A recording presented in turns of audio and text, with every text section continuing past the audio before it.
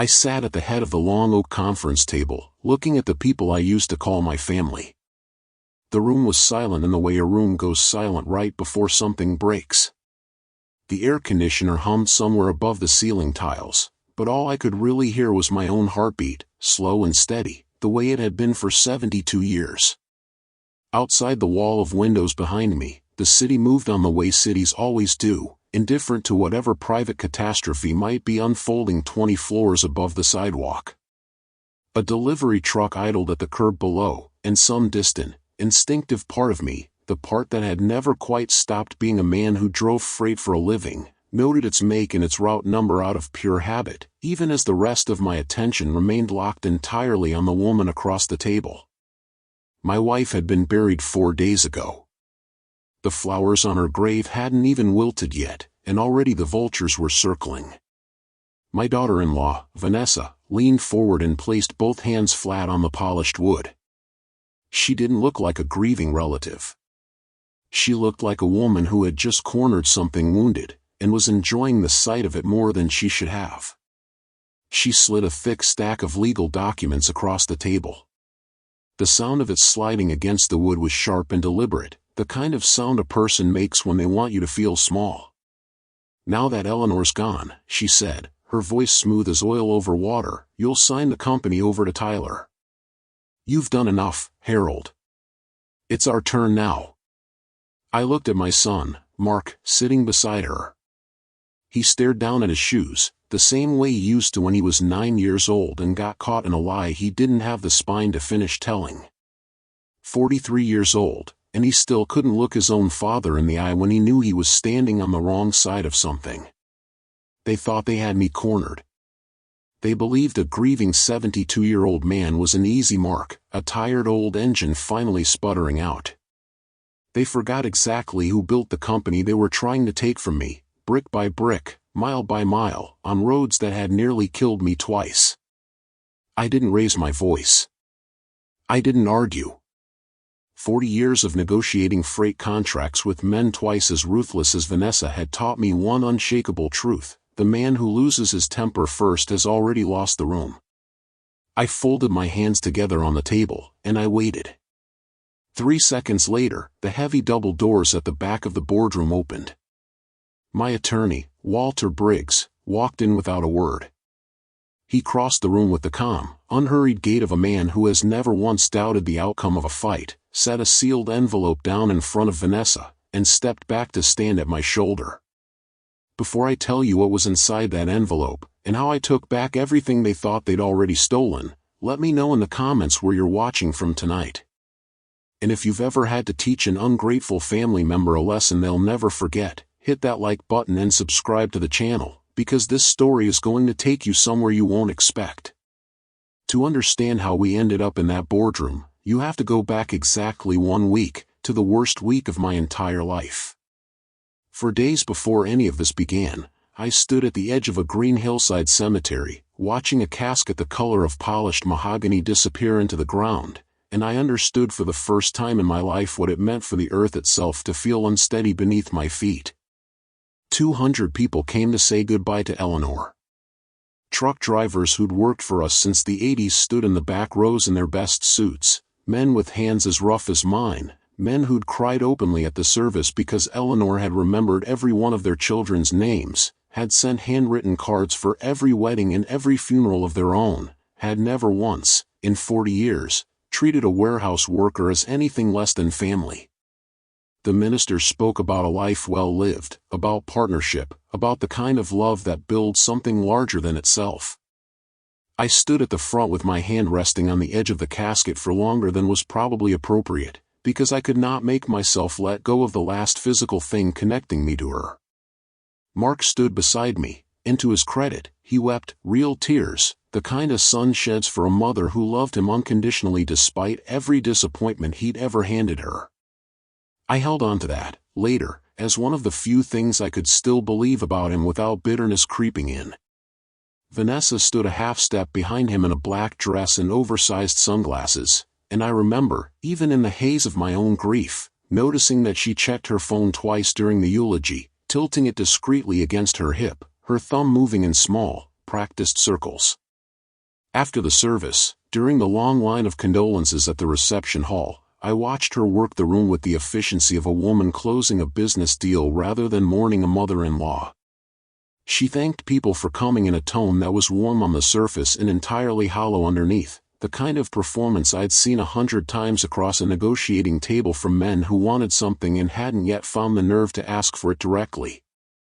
At one point, she pulled Tyler aside near the coat check, speaking low and fast, and though I couldn't hear the words, I watched the boy's face shift from grief to a kind of nervous, businesslike attention that struck me as deeply wrong for a teenager standing at his great-grandmother's funeral. I told myself it was nothing. I told myself grief made everyone strange, made people grasp for normalcy in whatever shape they could find it. I did not yet know how wrong I was to give her that benefit of the doubt.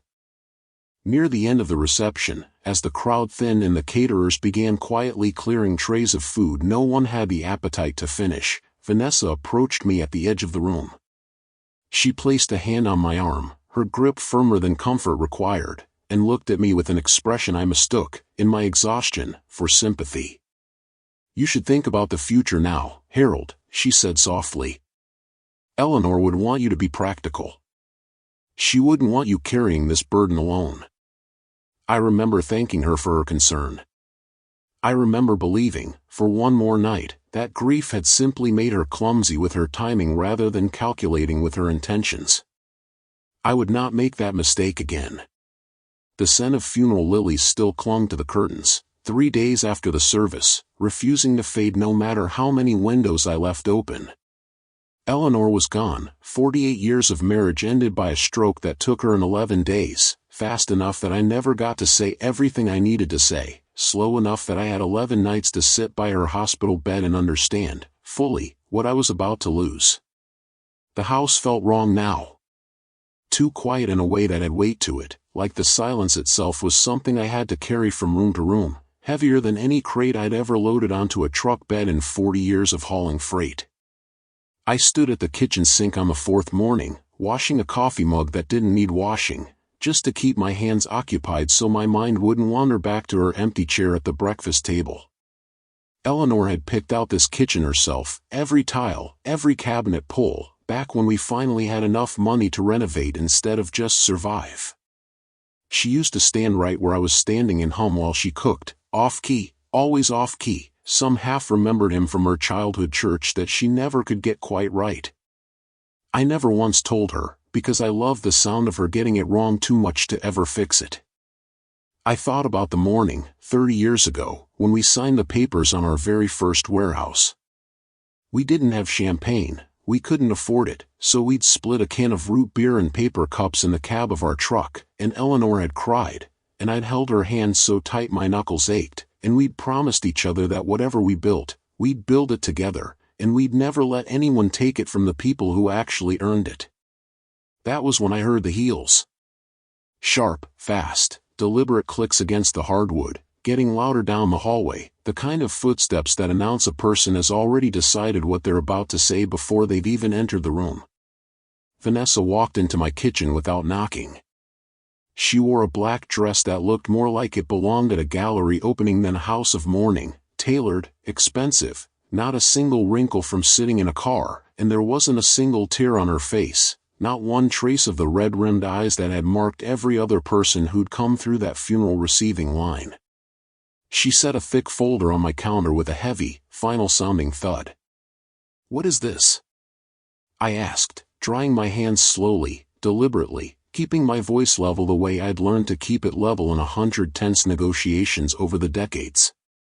"It's for your own good, Harold," she said, the way you'd explain something simple to a child who kept asking why the sky was blue. "You're 72. You just lost Eleanor. You're in no state to keep running Whitfield freight. We need to transfer operational control to Tyler. Today, if possible. Tomorrow at the very latest." Tyler was 19. He had graduated high school by the skin of his teeth, 2 summer school sessions and a guidance counselor who'd clearly taken pity on him, and he spent most of his waking hours filming himself doing burnouts in a car I'd bought him, posting them for a following of people who didn't know him and didn't care, chasing a kind of attention that had never once translated into anything resembling responsibility. I looked at the folder sitting on the counter Eleanor had picked out, the granite cool under my palm. Cold dread settled low in my stomach, the same feeling I used to get driving through blizzards on mountain passes, when you can feel the wheels start to lose their grip before you can see why. Whitfield freight isn't a toy, Vanessa, I said quietly. It's 40 years of my life. And 40 years of Eleanor's. Which is exactly why it's time to rest, Mark said, stepping into the kitchen behind her, wearing the suit I'd bought him for his college graduation. 15 years too small for him now, but he kept it anyway, the buttons straining slightly across his middle. He put a hand on my shoulder, his face arranged into something that was meant to look like concern, the kind of expression he'd practiced in a mirror somewhere. Dad, please. The doctor said your blood pressure's been bad since Mom got sick. We're worried about you. Just sign it, let Tyler hold the title in the family trust, and Vanessa and I will handle the day-to-day operations. You can finally rest, the way you and Mom always talked about doing. It sounded loving. It sounded like exactly the kind of thing a good son would say to a father he was worried about. If I hadn't spent 40 years learning to listen for the gap between what a man says and what a man means, I might even have believed him. But I knew Mark better than he knew himself. I'd spent a small fortune on his education, the private academy, the Ivy League tuition, the unpaid internships that cost more than most people's mortgages, only to watch him become a man who couldn't pick a restaurant for dinner without checking with his wife first, a man who'd traded his own spine for a comfortable life a long time before I ever realized it had happened. We had a dream once, of building something that would carry our name forward with pride. Looking at my son's downcast eyes in that kitchen, I wondered, not for the first time, whether that dream had died long before Eleanor did. I'll think about it, I said. I need time to read through this before I sign anything. That's not unreasonable, is it? It's a $15 million company. I'd want time even if I weren't grieving. Vanessa's jaw tightened, just slightly, just enough that I caught it. She wasn't used to being told no, not gently, and certainly not by a man she'd already decided was finished.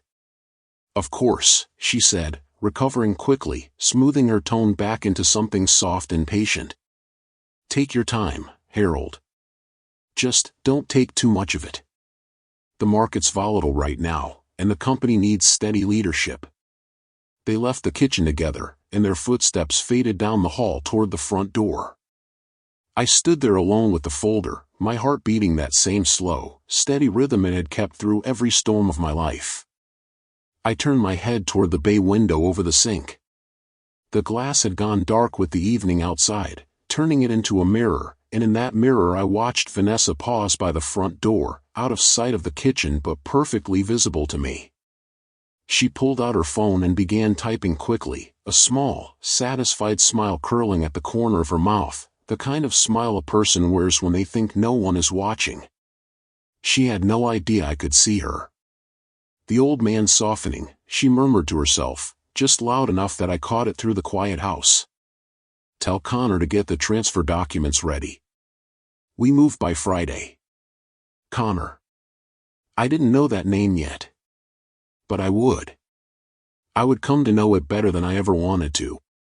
I stood alone in my kitchen, the faucet still dripping, a small persistent sound in the enormous silence of the house, and I let that name settle into my memory like a stone dropped into still water, sending ripples I couldn't yet see the shape of. They thought I was a broken old widower who'd roll over the moment grief made me weak enough.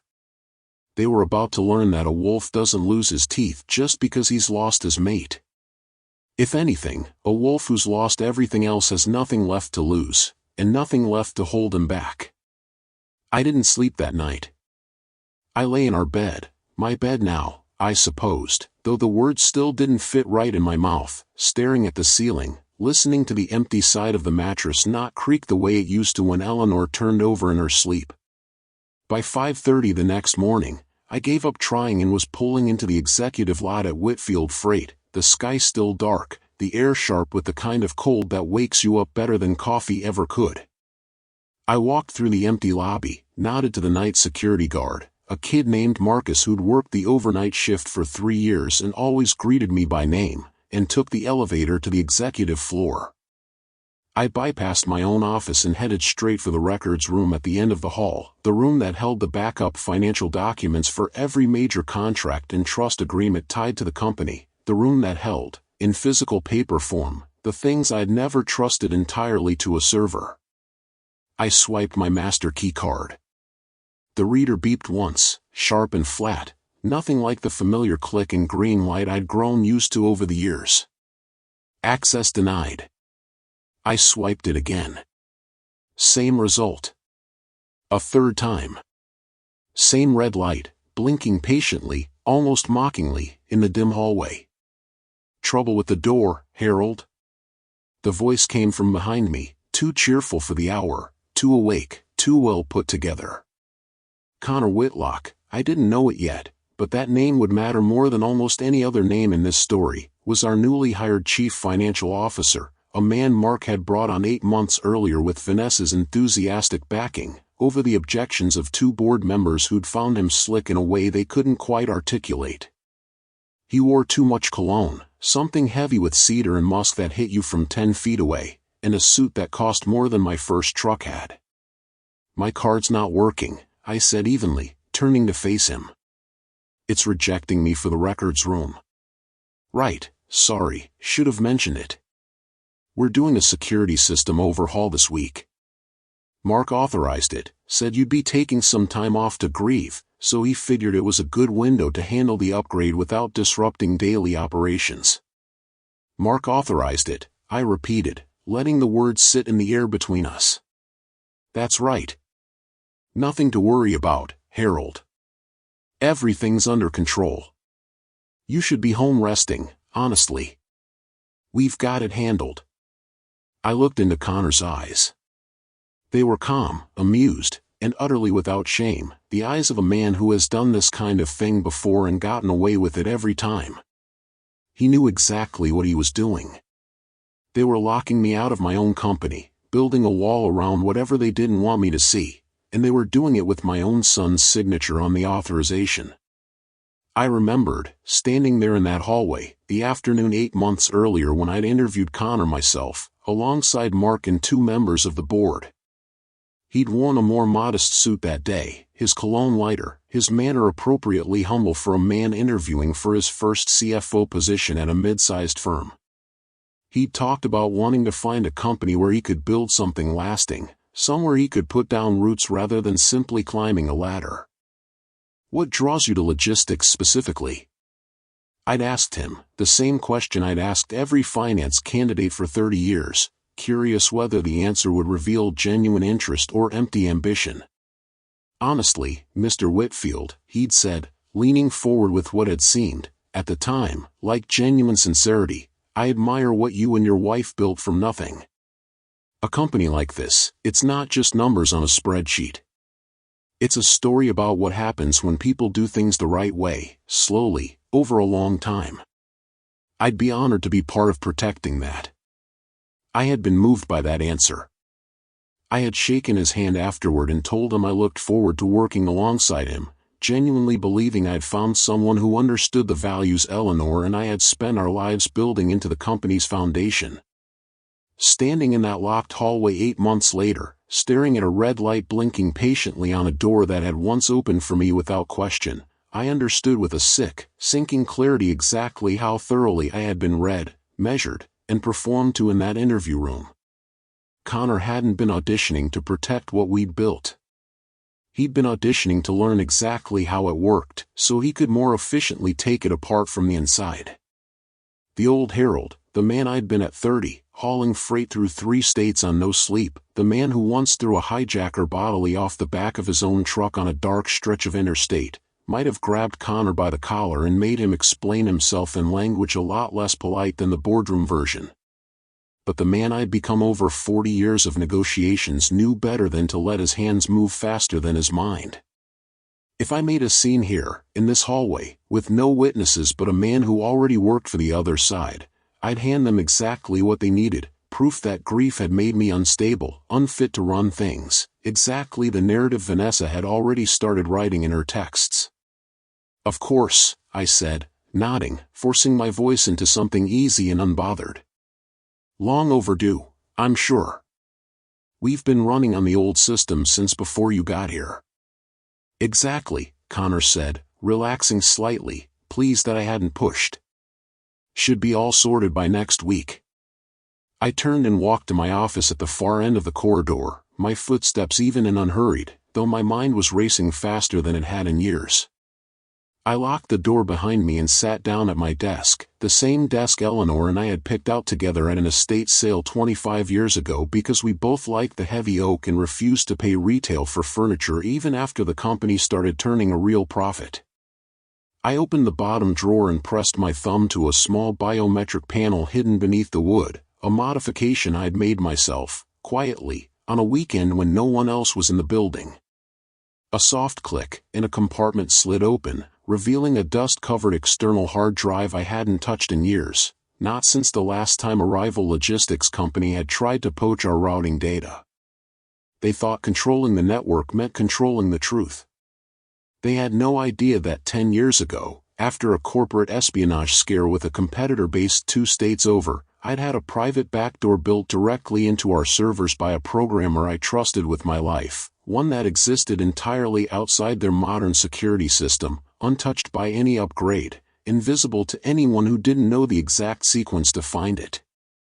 I connected the drive to my laptop. The screen asked for an encrypted password only I knew, a string of characters that meant nothing to anyone but me, tied to a date and a place I'd never forget. My fingers hovered over the keys. Before I could type a single character, my private cell phone rang, the harsh electronic trill cutting through the silence of my locked office like a blade. Almost no one had that number. Eleanor had it, our family doctor had it, and exactly 4 other people in the world. No one should have been calling it at 6 in the morning. The screen read, Memorial Hospital. A cold weight settled in my chest before I even answered.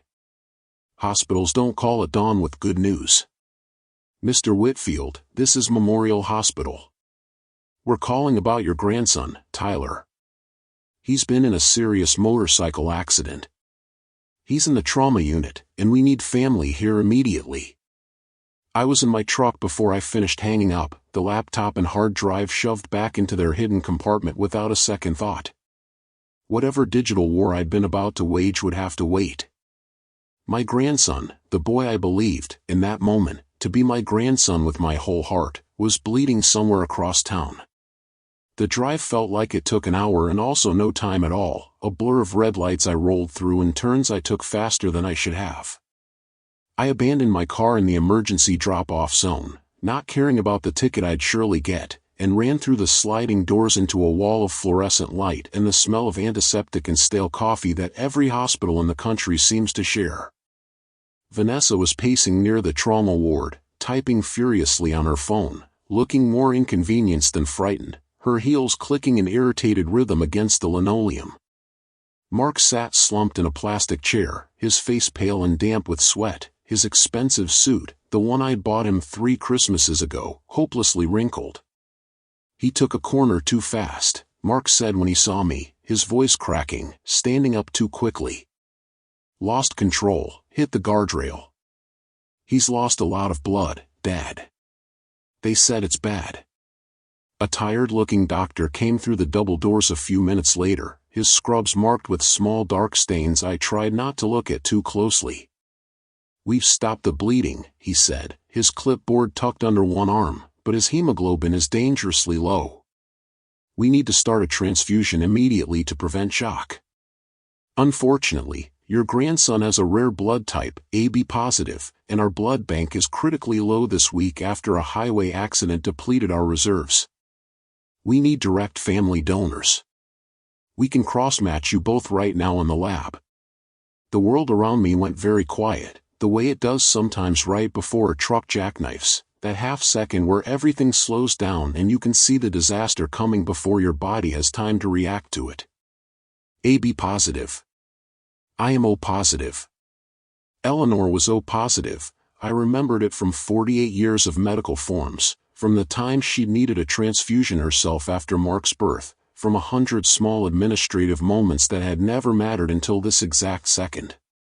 By the most basic law of human genetics, the kind of thing they teach in high school biology class, 2 parents with type O blood cannot produce a child with AB blood. That meant my son, Mark, was also O positive. I remembered it clearly from a childhood appendectomy decades ago, the surgeon explaining the blood type to a younger, terrified version of myself in a different hospital hallway. Vanessa, I recalled from an old medical form filled out years ago during a minor family emergency, was type A. An O parent and an A parent can produce a type A child. They can produce a type O child. They cannot, under any circumstance, under any law of biology that has ever existed, produce a child who is AB positive. The B allele has to come from somewhere. It has to come from a biological father who carries it. Mark did not carry it. I did not carry it. Eleanor did not carry it.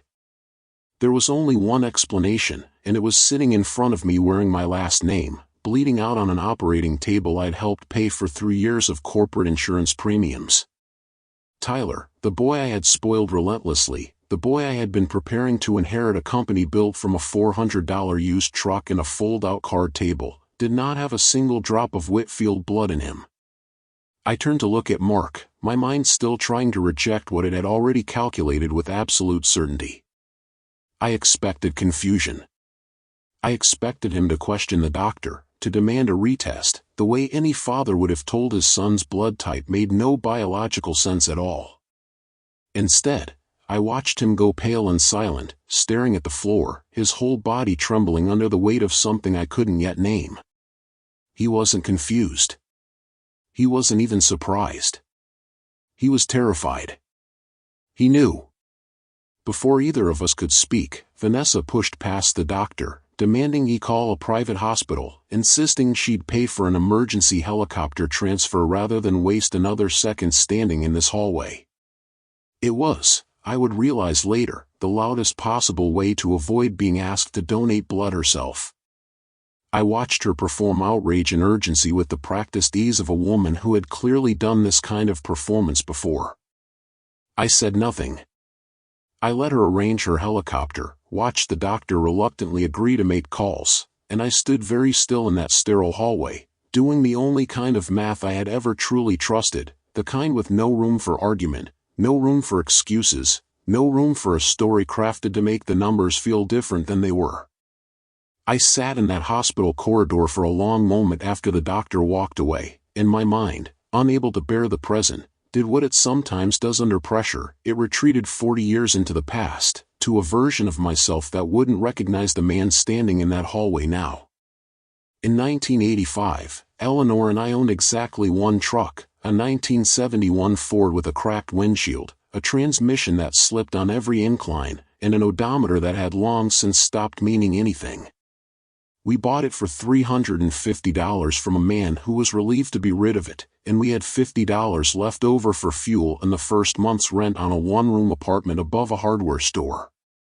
Eleanor worked the breakfast shift at a diner 6 days a week, and I drove that truck through 3 states, hauling whatever freight I could find, sleeping in the cab more nights than I slept in our bed, because every dollar saved on a motel was a dollar that kept us solvent for one more week. We ate cold sandwiches because we couldn't always afford to stop somewhere hot, and Eleanor kept our books on a fold-out card table by lamplight after her shifts, her handwriting small and precise, every expense accounted for down to the penny. There was a winter, I remember it more clearly than I remember most of my own birthdays, when the truck's transmission finally gave out completely on a mountain pass in a blizzard, 80 miles from the nearest town, with a load of refrigerated produce that would spoil if I didn't get it moving again within hours.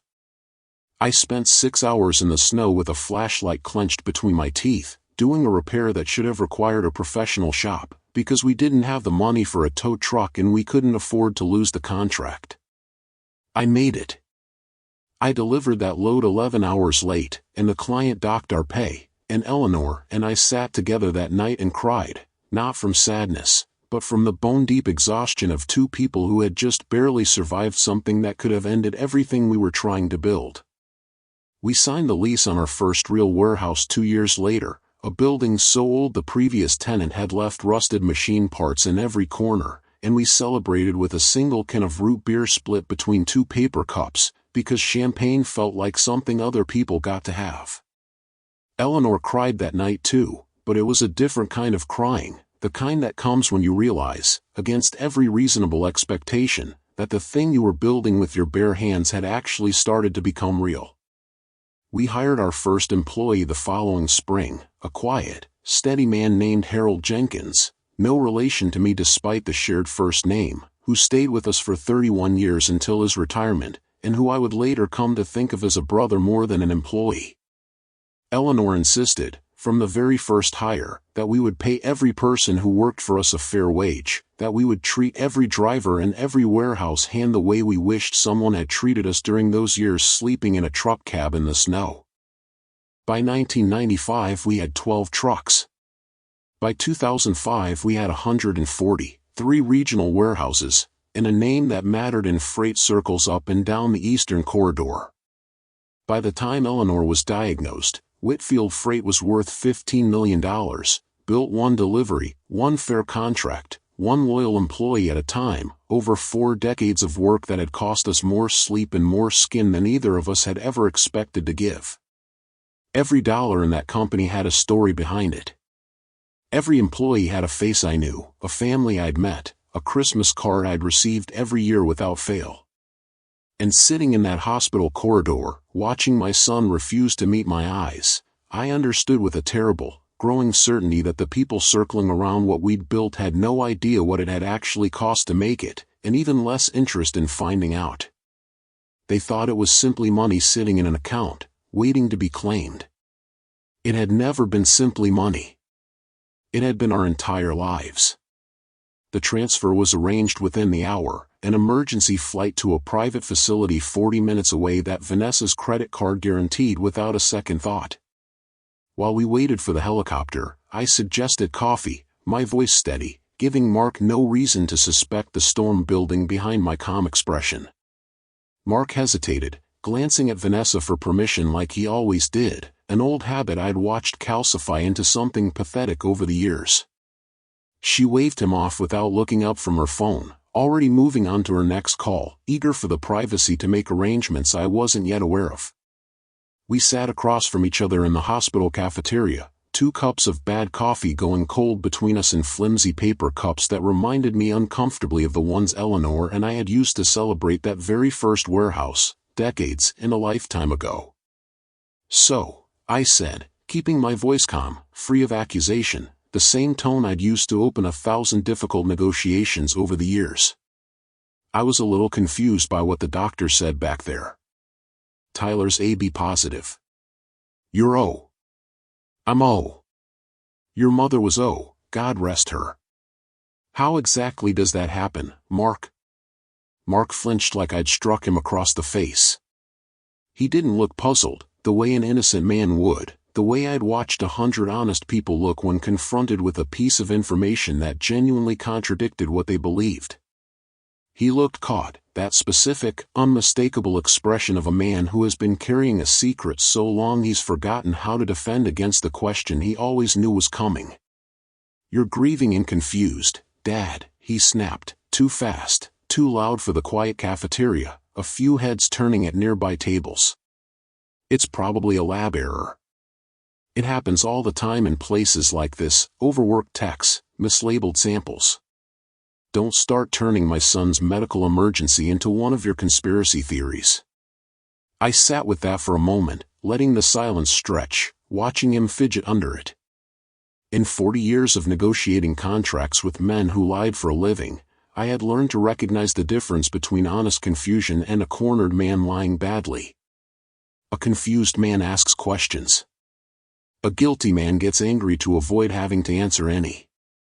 Mark was the second kind, and it broke something in me to watch my own son confirm it in real time. "You're probably right," I said quietly, my voice deliberately mild. "Must be a clerical error. What other explanation could there possibly be?" He couldn't hold my eyes. He never could, Not since he was a boy of 7, standing in our old kitchen with chocolate on his hands and a half-eaten cake on the counter, insisting he had no idea what happened to dessert. Some habits, it turns out, last a lifetime. I stood up and told him to gather himself, that I'd head back upstairs to check on the helicopter arrangements. I walked away from that table carrying a grief heavier than almost anything I'd felt since the day we buried Eleanor, because I had just watched my own son confirm, without saying a single word of confession, that he had known the truth for a very long time, and had chosen silence over honesty for reasons I hadn't yet uncovered. On my way back through the corridor, I paused behind a concrete pillar near the nurse's station, an old instinct from decades of reading rooms before walking into them. Down the hall, half hidden by a window overlooking the parking lot, Vanessa stood with her back to me, phone pressed to her ear, her voice low and sharp in a way I'd never heard her use in front of family. "It's not a lab error," she hissed into the phone. "He's not a Whitfield. I need proof before the old man starts asking real questions, and I know exactly how to get it. Just stay calm. We've handled bigger problems than this." I didn't move. I didn't breathe. I let every word land and settle into the part of my mind that had spent 40 years cataloging details that mattered, building a case file in my head long before I had a single piece of physical evidence to put inside it. Tyler stabilized through the afternoon, the transfusion completing without complication once the private facility's blood bank proved more cooperative than Memorial's. By evening they discharged him with crutches, pain medication, and strict instructions to rest for several weeks. I played the relieved grandfather perfectly, hugged my son, smiled warmly at Vanessa, and told them both I'd check in soon, that I was simply grateful Tyler was going to be fine. I drove home, and then, an hour later, I drove right back out, my mind already moving 3 steps ahead of where my body currently stood. I stopped at a grocery store and bought 2 containers of chicken noodle soup from the deli counter, decanting them into my own glass dishes once I got home, to make the gesture look properly homemade. I tucked a pair of latex gloves and 2 sterile plastic bags into the inner pocket of my wool coat, the same coat I'd worn to Eleanor's funeral 4 days earlier.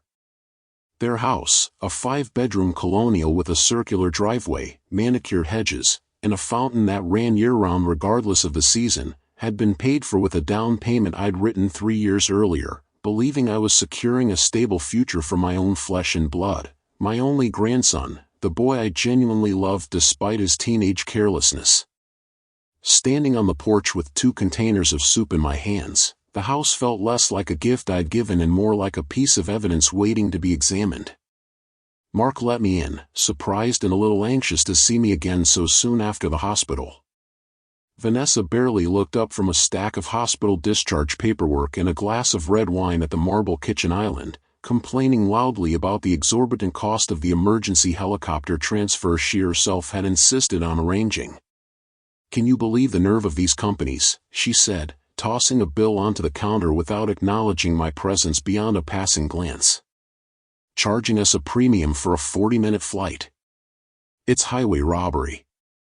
"Health has no price tag, Monica," I said evenly, immediately catching myself. No, that wasn't right. Her name was Vanessa, not the name from some other story I half remembered hearing once. I corrected myself smoothly before she noticed. "We're blessed Tyler's resting comfortably upstairs." While Mark heated the soup at the stove, his back turned, I excused myself to wash my hands and check in on the boy for a moment before I left.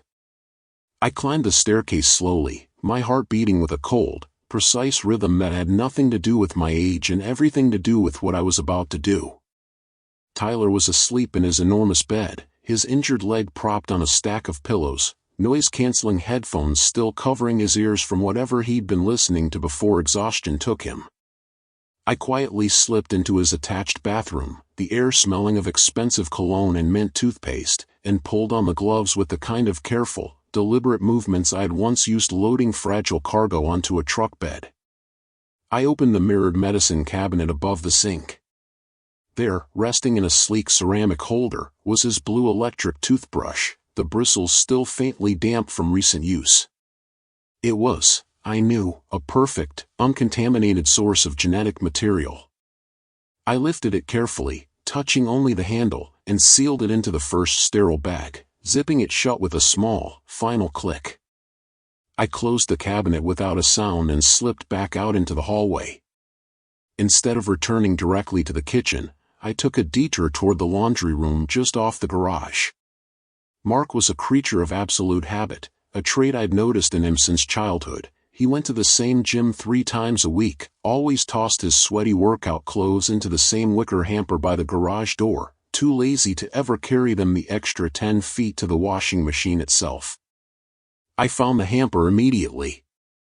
Resting on top of the pile was his dark gray athletic jacket from that morning's workout, before the hospital call had derailed his entire day. I put on a second fresh pair of gloves and lifted the jacket toward the dim light filtering through the garage window, scrutinizing the collar with the kind of focus I once used examining a damaged shipment for insurance claims. It only took 30 seconds to find what I needed. 2 distinct dark hairs were woven into the fabric near the collar, the small white follicles still intact at the base. I plucked them carefully with a pair of tweezers I brought for exactly this purpose, sealed them into the second bag, and tucked both bags securely into my coat pocket. I peeled off the gloves, smoothed the wrinkles from my coat, and walked back into the kitchen with the same unhurried calm I'd carried in with. Mark was pouring soup into porcelain bowls he and Vanessa had registered for at their wedding, 15 years and what felt now like an entire lifetime of lies ago. I stayed another 10 minutes, ate none of the soup myself, citing exhaustion, and excused myself for the evening. They believed every word of it. They watched me walk out their front door, completely unaware that I was leaving with the means to destroy the entire carefully constructed world they'd built, tucked quietly inside my coat pocket. I didn't drive home. I got onto the dark interstate and drove 2 towns over, to a private genetics laboratory I'd called ahead to during the drive itself, using a premium after-hours emergency line. I arrived just past 2 in the morning. A stern, professional lab technician let me in through heavy glass security doors, accepted my 2 sealed bags along with $5,000 in cash, and promised expedited, confidential results within 48 hours. I walked back out into the cold as the first gray light of dawn began to break over the horizon, feeling a strange, burning heat in my chest that had nothing to do with the temperature outside. I had the evidence secured. The scientific hammer was now in motion, and there was no taking it back. As I climbed into my truck and reached for my keys, my phone buzzed violently in my pocket, lighting up the dark interior of the cab. It was an automated security alert, triggered by the same hidden digital backdoor I'd built into the company servers 10 years earlier, a notification I hadn't received in years, and never wanted to see again. Someone inside Whitfield Freight was attempting to push through an unauthorized wire transfer of $4 million, using a forged version of my own digital signature. I threw my truck into gear and tore out of the clinic parking lot, the sun rising fully now, painting the sky in vibrant streaks of orange that felt entirely at odds with how cold my world had become in the last 12 hours. My mind raced faster than the engine. Whoever was sitting at a terminal trying to push that transfer through was getting desperate, trying to bypass our standard authentication protocols using a forged version of my own credentials. I didn't drive to the office. Confronting whoever was at that desk in person would only give them the chance to scrub the evidence before I could secure it properly. I drove straight home, to the empty house that felt more like a mausoleum each passing day, bypassed the kitchen entirely, and walked directly to my private study. I locked the door behind me, drew the heavy blinds, and sat down at my secure home terminal. 10 years ago, during a period of aggressive corporate espionage from a rival hauler trying to steal our routing contracts, I had hired a brilliant independent programmer to build a failsafe directly into our network architecture, a digital ghost, invisible, coded into the very foundation of the company's servers. I never told Eleanor about it. I certainly never told Mark or the board. It was my insurance policy against exactly this kind of catastrophic scenario. I typed in a complex sequence of commands I hadn't used in a decade. The screen flashed black, then flooded with cascading lines of green code, familiar in a way that surprised me, like riding a bicycle I hadn't touched in years. I was in. I navigated through the invisible pathways of the network, bypassing the heavily advertised modern firewalls Connor had installed without triggering a single alarm on his end. I located the active terminal that had initiated the security alert. It was registered, predictably, to the executive financial suite, Connor Whitlock, already awake and working furiously, trying to force the encrypted wire transfer through using a spoofed credential package designed to mimic my own authorization. I watched his digital keystrokes in real time, like a phantom observing a burglar fumbling with a lock he didn't fully understand. Connor was a slick, calculating accountant, but his understanding of deep network architecture was arrogant and fundamentally shallow. He'd built internal lockouts to blind the general accounting staff and block my standard administrative access, but his walls were built on the surface.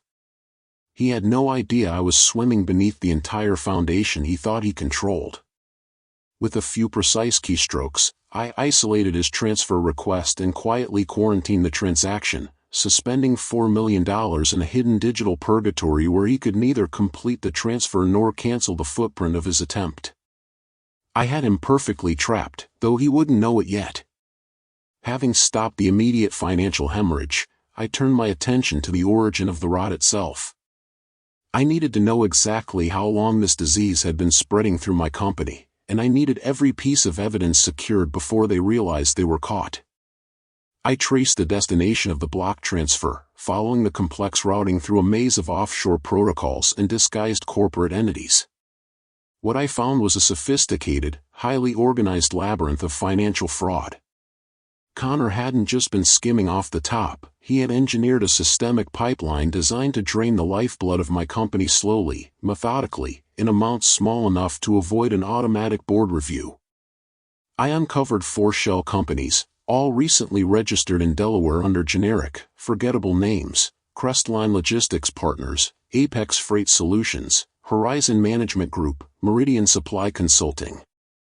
I opened the accounting ledgers tied to these phantom entities and found a relentless barrage of fabricated invoices for consulting services that never happened, software upgrades that never occurred, logistical routes Whitfield Freight had supposedly subcontracted to companies that existed only on paper. I began downloading every ledger, every fake invoice, every routing number, building a permanent, unalterable record of their criminal enterprise on my secure hard drive. I dug deeper, matching the dates of the fraudulent invoices against the corresponding outflow of corporate capital, cross-referencing them against our internal accounts. When the numbers finally aligned on my screen, a wave of profound nausea hit me so hard I had to grip the edge of my desk to steady myself. The money wasn't coming from operational revenue. It wasn't coming from our expansion reserves.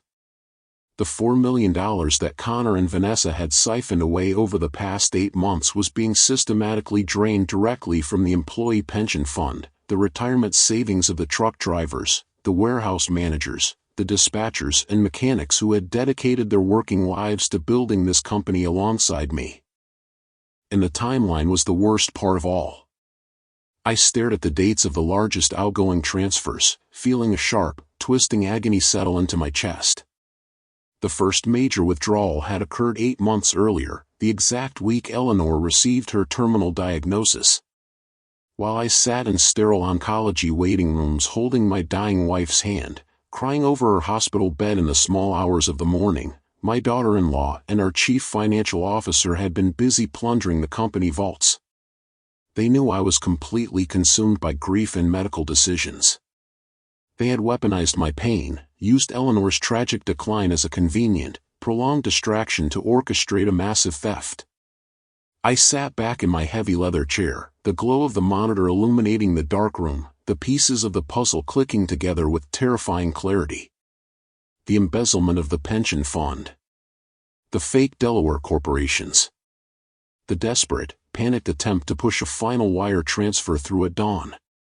The sudden, aggressive push for me to sign the succession documents mere days after Eleanor's funeral. I reached into my briefcase and pulled out the thick folder Vanessa had dropped on my kitchen counter the day before, the emergency handover agreement. I flipped past the legal jargon regarding executive powers and went straight to the final pages, the ones buried under dense corporate terminology near the very back. There it was. A comprehensive indemnification clause, completely absolving the new executive board of any prior financial discrepancies. And a mandatory authorization for the upcoming year-end audit, bearing my signature as the sole approving authority. The handover document was never about giving Tyler a title. It was never about Vanessa wanting to manage the company from the shadows. The document was a meticulously crafted legal shield. The year-end corporate audit was scheduled to begin in less than 3 weeks. An independent auditing firm would tear through the company ledgers, and it would take them less than an hour to find a $4 million hole in the employee pension fund. When federal investigators inevitably arrived to comb through the wreckage, they would look at the digital authorization logs. They would see the spoofed credentials carrying my digital signature. And if I signed that handover document, I would be legally authenticating all financial operations prior to the transfer of power. They weren't just stealing my money. They were meticulously framing me for the entire operation, using my own grief, my own trust, as the murder weapon. They vastly underestimated the man they were trying to destroy. Driving away from the laboratory parking lot, my mind kept circling back to a conversation I'd had with Eleanor more than 15 years earlier, the night we sat with our attorney at the time, drafting the family trust that would eventually become the single most important document in this entire war. Eleanor had grown up poor in a way I never fully understood until years into our marriage. Not poor the way I'd been poor, scraping by on grit and long hours, but poor in a way that had taught her to distrust people who married into money rather than earning it. Her own father had lost the family's small hardware business to a brother-in-law who'd married in, charmed his way into the books, and quietly siphoned the company dry over 6 slow years before anyone noticed. Eleanor had watched her father age 20 years in 18 months trying to recover from that betrayal, and she carried the memory of it like a scar she never let fully heal. "Promise me something, Harold," she'd said that night, her hand resting on mine across our attorney's mahogany desk. "Promise me that whatever we build, it goes to people who actually share our blood, our name, our struggle. I don't want some smiling stranger marrying into this family and walking away with everything we bled for. I've seen what that does to a family. I watched it happen to mine." I'd agreed without hesitation, not fully understanding, at the time, how prophetic her fear would eventually become. We drafted what our attorney called, informally, the bloodline clause, a provision so airtight, so specifically worded, that it would take a genetic laboratory and a federal indictment to ever properly test its strength.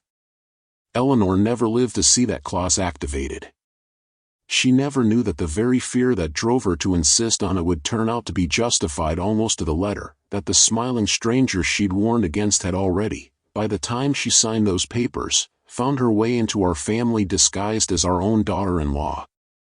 I thought about her that whole drive home, about the version of her sitting across that attorney's desk 15 years ago, fierce and protective even then, somehow already sensing a threat the rest of us wouldn't recognize for over a decade. I made myself a quiet promise in that truck, somewhere between the laboratory and my empty driveway, that whatever came next, I would honor the instinct she'd trusted long before any of us had reason to. She had protected this family from beyond the grave. The least I owed her was to finish the job. There was a detail in Daniel's dossier I hadn't mentioned to anyone, not even Walter, a detail that, once I read it, rearranged my entire understanding of the past 19 years. Like discovering a single load-bearing wall had been hollow the whole time the building stood. Mark had met Vanessa at a regional logistics conference in Atlanta, 19 years earlier, a conference I myself had encouraged him to attend, hoping it might spark some genuine interest in the family business he'd always treated as more of an inheritance than a calling. According to the records Daniel pulled, Vanessa hadn't simply happened to be at that conference. She'd registered for it 3 weeks after a mutual acquaintance, a former classmate of hers from business school, mentioned, in passing at a dinner party, that the heir to a mid-sized but rapidly growing freight company would be attending.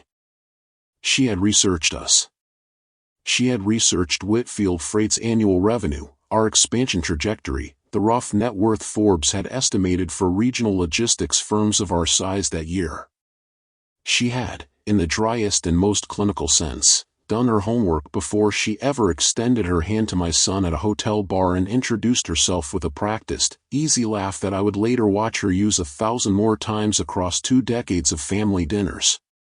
Connor, it turned out, had encouraged the whole plan.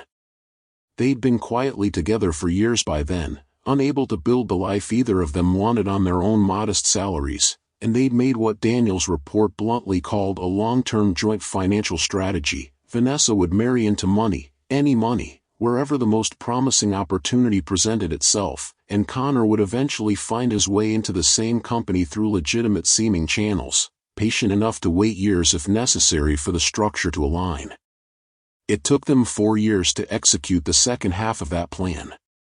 Connor applied for an open accounting position at Whitfield Freight under his own name, with genuine credentials and a genuinely impressive resume, 2 years after Mark and Vanessa's wedding.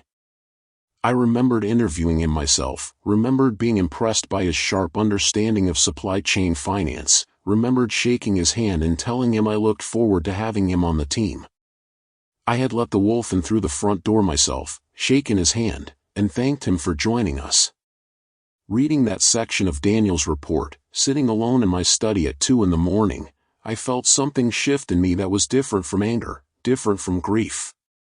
It was something closer to humiliation, the specific, private humiliation of a man who had spent 4 decades reading other people's intentions across a negotiating table, who had built an entire career on his ability to see exactly what someone wanted before they were willing to admit it themselves, and who had nonetheless missed the longest, most patient con of his entire life, playing out under his own roof for 19 years. I did not let that humiliation slow me down. If anything, it sharpened me further. A man who has been fooled once by his own blind spots does not get the luxury of being fooled twice. The hours following my discovery in the digital shadows of Whitfield Freight dragged on with a kind of suffocating slowness I hadn't felt since the longest nights of Eleanor's illness. I paralyzed Connor's stolen funds in a void he couldn't access, but that was only the financial battlefield. The biological war was still waiting for science to deliver its verdict, sealed somewhere in a laboratory 2 towns over, ticking down toward an answer I already knew but hadn't yet been forced to read in black and white. I stayed locked inside my dimly lit home office for 2 full days, ignoring the relentless phone calls from Mark, who was growing increasingly anxious about my delayed response to the succession agreement. I ignored Vanessa's text messages, growing sharper and more impatient with each passing hour, wondering why her perfectly laid trap hadn't yet snapped shut. I needed to maintain total silence. To react now, before every piece of the puzzle was firmly locked into place, would be a catastrophic tactical error, the kind of mistake that loses a man 40 years of work in a single careless afternoon. Mark called 11 times over those 2 days. I let most of them go to voicemail, listening to each message later with a clinical detachment that surprised even me. The first few were simple, almost businesslike, checking in about the succession paperwork, asking if I'd had a chance to review the documents. By the second day, something in his voice began to shift. "Dad, please call me back," one message said, his voice tighter than before, a thread of genuine panic running beneath the practiced calm. I want to make sure you're doing okay. I know this week's been a lot. Can we just talk? Please." I replayed that particular message twice, searching for some clue about what was driving the urgency. Was it concern for me, or concern about what I might be discovering? I genuinely couldn't tell anymore, and that uncertainty itself told me something important about how far apart Mark and I had drifted over the years, long before any of this began. The final message, left late on the second night, was different from the others. His voice was quieter, almost private, the kind of voice a person uses when they think no one but the recipient will ever hear it. "Dad," he said, and there was a long pause before he continued, long enough that I thought the message might have cut off entirely. I've been thinking about Mom a lot.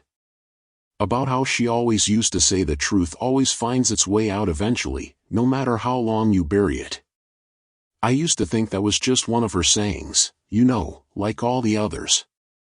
I'm starting to think she actually meant it. I sat with that message a long time, turning it over in my mind. Some part of me wondered, in that moment, whether my son was working up the courage to confess everything to me himself, whether 10 years of guilt had finally reached a breaking point that might have changed the entire shape of what came next. I almost called him back. I almost let 2 days of careful, disciplined silence collapse under the weight of a father's stubborn hope that his son might still choose honesty over fear. But I didn't call back. I told myself it was strategy, that calling him now, before I had the lab results in hand, risked tipping my position before I was ready. I told myself that was the only reason.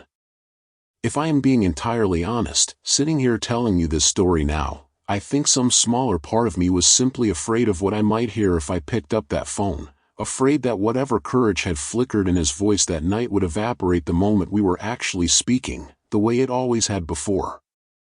I had spent 43 years watching my son choose the easier path the instant real pressure arrived. I didn't have the strength left, that week of all weeks, to watch him do it one more time and still find the will to finish what I'd started. So I let the silence hold. I drank my coffee, I stared at my walls, and I waited for the lab to call. Finally, on the morning of the third day, the secure burner phone resting on my desk vibrated. A local number, the private genetics laboratory. I answered immediately, my voice steady and devoid of emotion. Mr. Whitfield, a sterile, professional voice said through the speaker. We've completed the expedited analysis on the biological samples you provided. The results are compiled, verified, and sealed. They're ready for physical pickup at our front desk. I didn't ask for the results over the phone. I needed to hold the physical document in my hands, the way I'd always preferred to handle anything that truly mattered. The drive to the private clinic felt vastly different in the stark light of morning than it had 3 nights earlier, when I'd been a man fueled by desperate, frantic suspicion. Navigating the quiet suburban streets, watching ordinary people go about their mundane morning routines, I felt like a man marching steadily toward an inevitable execution, though whose execution, exactly, I still wasn't entirely certain. I parked in the clinic's unmarked lot and stepped out into crisp autumn air that did nothing to settle the cold weight already sitting in my chest. The clinical white walls of the lobby offered no comfort whatsoever. I provided the anonymous numerical barcodes the technician had assigned to my samples, and a young receptionist, entirely too cheerful for a place that routinely delivered life-altering news, retrieved a thick, tamper-proof manila envelope from a locked filing cabinet and slid it across the counter, completely unaware of the devastation sealed inside its thin paper walls. I took the envelope, feeling its physical weight in my hands far heavier than its actual paper and ink. I didn't open it in the lobby. I needed the absolute privacy of my own space for whatever truth was waiting inside. I walked back out through the sliding glass doors, climbed into my truck, and locked myself inside. I started the engine, letting the deep, rhythmic rumble of the motor fill the cabin, the heater blowing warm air over my cold hands without doing anything to thaw the ice that had settled permanently into my chest. I sat there for a long time, staring at the blank face of the envelope resting on the passenger seat.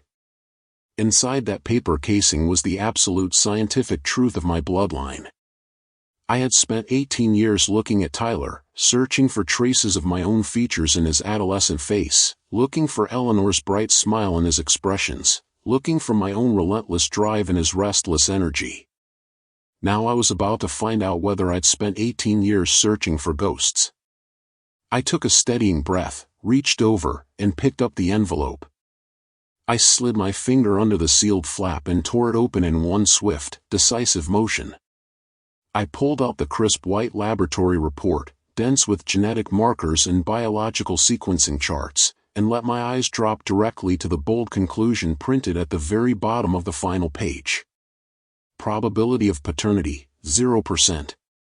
The biological samples provided do not share a paternal genetic relationship. The subject known as Tyler is excluded as the biological offspring of the subject known as Mark. I read the numbers again. 0.00%. There was no margin for error. No statistical anomaly. A complete, undeniable biological zero. The teenage boy I had loved, spoiled, and prepared to inherit my $15 million logistics empire was an absolute stranger to my bloodline. He did not possess a single drop of Whitfield blood. Eleanor's sacred lineage, the family legacy we had worked so incredibly hard to secure, had effectively died the moment my wife took her final breath in that hospice bed, surrounded by a family that had already, unknowingly, stopped being entirely hers to claim. For exactly 1 minute, a wave of profound, crushing grief washed over me. I mourned the loss of a grandchild I had loved without reservation. I mourned the deception that had robbed me of a true legacy. I grieved for Eleanor, finding a strange, small mercy in the fact that she had passed before having to witness this particular betrayal. But the grief didn't last. It was almost instantly eclipsed by a cold, calculating, and utterly terrifying clarity. The sorrow gave way to the sharp focus of a man who had just realized he was surrounded by predators, and who finally had a weapon in his hand. I folded the laboratory report perfectly in half and placed it securely into the inner pocket of my coat. My mind, rigorously trained by decades of ruthless corporate warfare, began to rapidly process the new variables of the battlefield. If Mark wasn't the biological father, who was? Vanessa was a highly calculating, deeply ambitious woman. She would not risk her extremely comfortable, heavily subsidized lifestyle on a meaningless affair with a random stranger. If she was going to commit an infidelity that could potentially destroy her marriage to the heir of a logistics empire, she would do it with someone useful, someone who could actively help her achieve absolute financial control, someone who understood exactly how to move large sums of money without triggering internal alarms. The realization struck me with the force of a speeding freight train. The missing $4 million from the pension fund. The fake shell companies in Delaware. The frantic, early morning attempt to push a wire transfer through using my spoofed digital signature. Vanessa wasn't orchestrating this embezzlement all by herself. She had a deeply embedded partner on the inside. I pulled out of the clinic's parking lot with a destination already firmly fixed in my mind. I wasn't going back to the office, and I wasn't going home. I was going to war, and I needed a soldier to help me gather my ammunition. I drove to a nondescript office building on the industrial edge of town and walked into the sparse, utilitarian office of Daniel Reyes, a retired federal investigator who had spent 20 years hunting white-collar criminals before transitioning into highly confidential private work. He was efficient, methodical, and entirely without sentimentality once properly retained. I sat down across from his metal desk, offered no pleasantries, pulled out my checkbook, and signed a blank check, sliding it across to him with the financial amount left deliberately empty. I need you to dig up every shadow Vanessa has ever cast, both before and after she married my son, I said, my voice hard and unforgiving. Leave nothing unturned. I want to know where she spends her time, who she meets, and exactly when this all started. Start with Connor Whitlock. Daniel picked up the check, a slow, knowing smile spreading across his weathered face. Give me 3 days, Mr. Whitfield. I spent those 3 days walking through my own life like a ghost, attending meetings, reviewing quarterly projections, nodding at Connor in the hallway with the same polite smile I'd given him for months, as if the ground beneath me hadn't already completely collapsed. I answered Mark's increasingly anxious calls about the succession documents, assuring him in a weary, defeated voice that I just needed a little more time. Every word was a calculated performance. I was a man standing in a burning room, calmly adjusting his tie, while quietly bolting all the doors from the inside.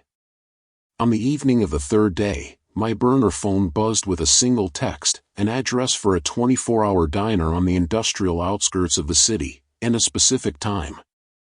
I arrived 15 minutes early, pulling into the dimly lit, pothole-ridden parking lot. The diner smelled strongly of stale fryer grease and cheap coffee, a relic from another era. Daniel was already seated in a sticky vinyl booth at the back, far from the front windows, nursing a mug of black coffee with the unreadable expression of a man who'd delivered bad news to 100 clients before me. He slid a thick manila folder across the scarred laminate table without offering a greeting. "You were right to start with Connor Whitlock," Daniel said, his voice a low, gravelly murmur. "They weren't exceptionally careful. Arrogance rarely is." I opened the folder. The first page was a high-resolution photograph, date-stamped 3 weeks earlier, showing Vanessa and Connor seated close together at a secluded table in an out-of-town restaurant, his hand resting intimately over hers, their faces close in private, animated conversation. It wasn't a business meeting. It was the unmistakable body language of two people sharing a deep, familiar, and highly secretive history. They didn't meet during a corporate restructuring event 5 years ago, the way they've always claimed, Daniel said, tapping a stack of printed records near the back of the folder. I pulled their university records. They met 22 years ago at an out-of-state business college. Lived together for 2 years before graduation. When they realized neither of them had the family wealth to fund their ambitions, they made a strategic decision to seek out more lucrative opportunities, separately, but never entirely apart. I flipped through the pages, hotel receipts, credit card statements, private flight manifests, that painted an undeniable picture of a continuous, highly coordinated, 20-year affair, maintained the entire time Vanessa had maneuvered her way into Mark's life and long after she'd secured her position within the Whitfield family. "And Tyler?" I asked, though I already knew the answer. Daniel nodded slowly. "I secured a discrete biological sample from Connor yesterday morning. Expedited the genetic analysis against the data you previously obtained. Connor Whitlock is undeniably the biological father of Tyler. Vanessa was already pregnant with his child before she ever walked down the aisle with your son. They planted a cuckoo bird directly in your nest, Mr. Whitfield, ensuring they had a permanent biological anchor tied to your family's fortune." The revelation hit with sickening clarity. It was a 22-year strategic infiltration designed to slowly siphon the lifeblood of my empire. Vanessa had used my weak-willed son to gain access to the Whitfield wealth, and she'd used her biological child with Connor to ensure a permanent, unbreakable claim to the family inheritance. But the true devastation, the absolute killing blow, was still waiting in the depths of Daniel's investigation. He reached across the table and pulled out a single sheet of paper, paperclipped to a secondary folder. "This was the most difficult piece to extract," he said, his voice dropping even lower. "Had to use some unconventional digital retrieval methods to pull this from a deleted archive server, but I thought it was critical you saw the entire picture." He paused before sliding it across, his weathered hand resting flat on top of the paper for a moment longer than necessary, as though weighing whether handing it over was truly the kindest thing he could do for the man sitting across from him. "I've delivered a lot of bad news in this line of work, Mr. Whitfield. Affairs, fraud, men finding out the children they raised weren't their own. You learn to keep some distance from it after a while, or the job eats you alive. But I'll be honest with you, this one's worse than most. Most of the men I deliver this kind of news to, it's a stranger who wronged them. A spouse, a business partner, somebody outside their own bloodline. This time it's your own son.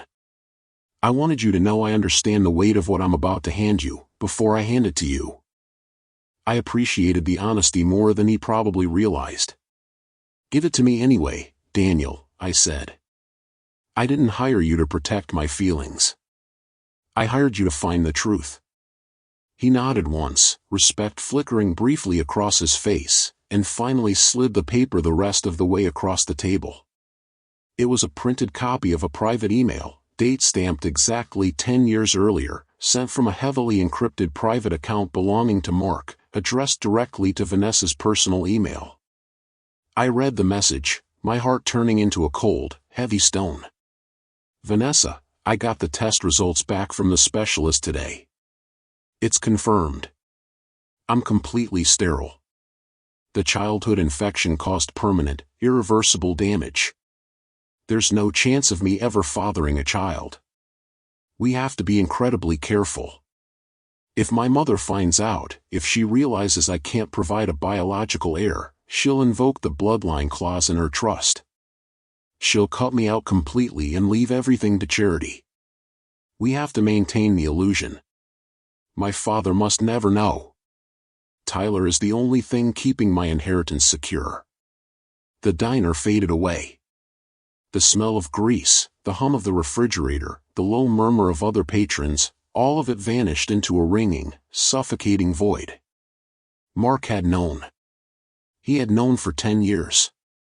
He knew that Tyler wasn't his son, and he knew exactly what Vanessa had done to make sure he never lost his inheritance over it. But instead of confronting the betrayal, instead of coming to me with the truth, my son had actively chosen to become a willing accomplice to the deception. He had participated in the fraud because he was terrified of losing his comfortable, subsidized life. Eleanor had always been fiercely protective of the Whitfield legacy. She had insisted on a strict, ironclad clause in our family trust, stating that the bulk of our corporate assets and personal wealth would only ever transfer to direct biological descendants of the Whitfield bloodline. She wanted to ensure the empire we built from a single rusty truck would never be handed to opportunistic outsiders or manipulative spouses. Mark knew about that clause. He knew his sterility meant he could never fulfill his mother's strict requirement for ultimate control of the trust. And so, driven by sheer fear and a pathetic, cowardly desperation to maintain his luxurious lifestyle, he had struck a disgusting bargain with Vanessa. He would raise another man's child, pretend to be a proud and loving father, and actively deceive his own parents, all to ensure he never lost his claim to a $15 million fortune. He sold his mother's honor and his father's trust for a comfortable paycheck. I sat in that vinyl booth staring at the printed email until the letters blurred together into a meaningless black smudge. The sorrow that had briefly touched me at the genetics clinic was completely gone now, replaced by a cold, absolute, and terrifyingly clear purpose. "Thank you for your exceptional work, Daniel," I said, my voice perfectly steady and devoid of any human warmth. "Your investigation has provided exactly what I needed." "What's your next move, Mr. Whitfield?" he asked quietly. I stood up from the sticky booth, tucking the heavy dossier securely under my arm. "I'm going to go home, Daniel. I'm going to invite my loving son and his devoted wife into my study, and I'm going to play the role of the broken, defeated old man they so desperately want me to be. I'm going to give them exactly enough rope to hang themselves with." I drove back to my large, empty house, the thick dossier resting heavily on the passenger seat. My mind was a steel trap, perfectly compartmentalizing the sickening betrayal I'd just uncovered. There would be time for anger later.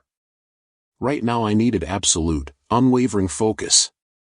I called Walter Briggs first, my personal corporate attorney for over 20 years, a man who understood that true power was wielded not with a raised voice, but with a precisely sharpened legal scalpel. "Cancel your appointments for the rest of the week, Walter," I said, my voice returning to the hard, commanding tone of the man who'd built Whitfield Freight from nothing. "I need you to draft a comprehensive dossier of termination and disinheritance. We have a massive systemic breach of trust, multiple counts of financial fraud, and a critical violation of the Eleanor Whitfield bloodline clause." "Who are the targets, Harold?" Walter asked, his voice shifting instantly into a cold, tactical register. "My son, Mark. My daughter-in-law, Vanessa. And Connor Whitlock," I said, letting the names settle heavily into the line. "They're attempting a hostile takeover disguised as an emergency succession, and they're using my signature to bury $4 million in stolen pension funds. They want to finalize the handover at Friday's board meeting." Walter chuckled, a low, dry sound completely devoid of humor. "That's remarkably ambitious of them. What are your instructions?" I looked at the framed photograph of Eleanor on my desk, her bright, smiling face seeming to urge me forward, demanding absolute justice for the legacy she'd helped build. Prepare the financial audits. Coordinate with your federal contacts regarding the embezzlement, and bring the proof of biological fraud. We're going to let them sit at the head of the table Friday morning. We're going to let them think they've won. And then, Walter, we're going to completely obliterate them. I called Mark next, intentionally allowing a slight, fragile tremor to enter my voice. I'm sorry, son, I whispered, coughing weakly into the phone. I've just been so incredibly tired. The grief, it's finally catching up with me. I think you and Vanessa should come over tonight. I've made a decision about the succession agreement. I heard a sharp intake of breath on the other end of the line. Of course, Dad, Mark replied, his voice instantly smoothing into a practiced, soothing tone. We'll be right there. Don't worry about a thing. I spent the next hour carefully staging my study. I dimmed the overhead lights, casting the room in deep, melancholic shadows. I placed Eleanor's framed photograph prominently in the center of my desk, angling it so her face would be the first thing anyone saw upon entering. I unbuttoned my collar, ruffled my gray hair, deliberately slouched my posture. I had built a $15 million empire through sheer willpower and ruthless negotiation. Tonight, I was going to play the role of a crumbling widower who had finally surrendered to the weight of his own sorrow. When the doorbell rang, I didn't rush to answer it. I moved with slow, shuffling steps, leaning heavily on the banister as I descended the staircase.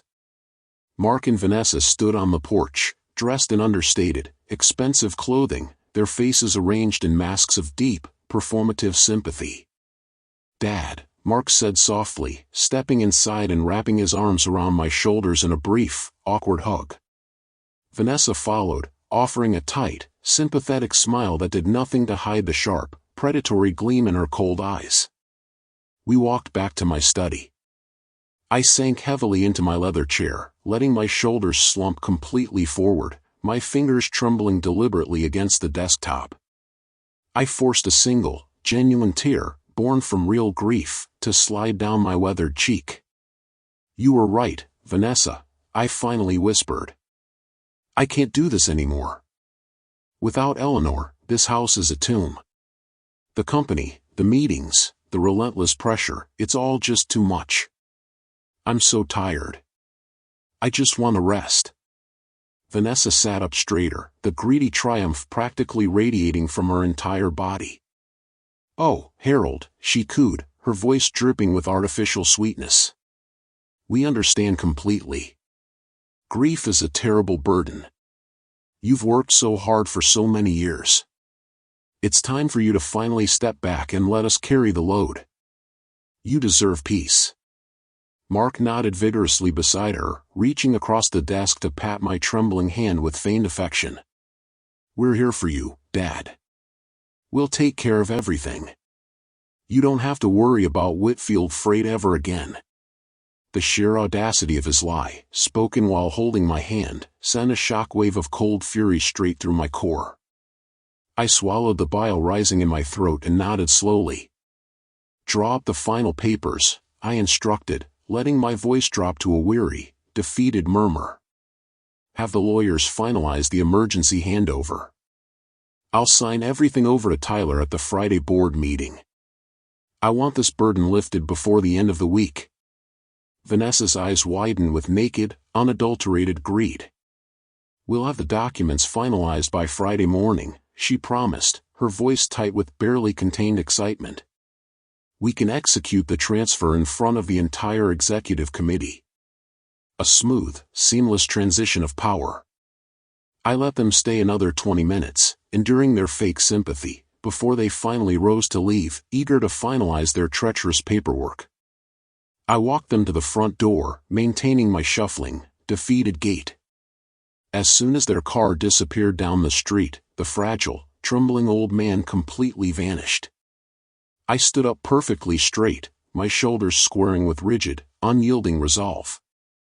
I walked back into my study, flipped on the bright overhead lights, and got to work. There would be no more time for performance until Friday morning. Now there was only preparation. The next 2 days were a masterclass in human hubris. Believing they had successfully neutralized their final obstacle, Vanessa and Connor completely abandoned caution. Their arrogance became a blinding, intoxicating drug, and they made a series of mistakes that would have been almost comical if the stakes hadn't been so devastating. By Wednesday afternoon, I received a frantic, confused call from Thomas Sterling, my fiercely loyal vice president of operations, who had been with me for 2 decades. But before the call about his severance, Thomas had come to find me in person, slipping quietly into the parking garage where I'd been sitting in my truck reviewing Daniel's files. He tapped on my window, and when I rolled it down, his face was tight with worry that had nothing to do with his own job security. "Harold," he said, leaning down, his voice low. "Something's wrong upstairs. I've worked under 3 different ownership structures in this company, and I know what it looks like when someone's quietly stripping the place for parts. Connor's been pulling old vendor files, asking for read access to accounts he's never needed before. 2 of the warehouse managers came to me yesterday because their direct deposits were a few days late, said it's a system migration issue, but I've never known our payroll system to have migration issues that happen to coincide with someone's father-in-law just losing his wife." I looked at this man, a person who'd hauled freight for me through 3 recessions, who'd turned down better offers from competitors twice because he believed in what Eleanor and I had built, and I felt something other than the cold calculation that had carried me through the past 2 days. I felt, briefly, something close to relief, the relief of discovering that not everyone in my orbit had been corrupted by the same poison. "You're not wrong, Thomas," I said quietly. "But I need you to trust me for a few more days without asking why. Can you do that?"